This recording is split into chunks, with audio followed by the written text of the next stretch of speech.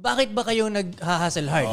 Yung Mga lalaki. Magsisircle Para back makakuha dun. kayo ng loyal na babae. Correct. Ng maayos na partner. Yun naman kayo kaya kayo Okay, wait, nag-hustle hard. tingnan mo. eh. So ngayon, kunyari hindi ka na mag-upgrade pero nakuha mo na yung loyal na babae, di panalo ka na. Di ba nagigis mo? Hindi ka goal yun eh. Ano ang goal mo? Yumaman. Yumaman? Okay. Yumaman saan? Sa pera lang? Sa ngayon, masasabi kong ganun. Oo. Sa pera lang? Gago. Tingin ko nung... Tol, Hindi, wait. Tol, ako, tuwing may lumalapit sa akin na mayaman, na Wait, nagpapa-advise sa akin about sa relationship, minsan naiisip ko talaga na buti, kahit mas wala akong pera kayo sa'yo, buti ito yung pwesto ko. Ganun sa akin Hindi, eh. wait lang.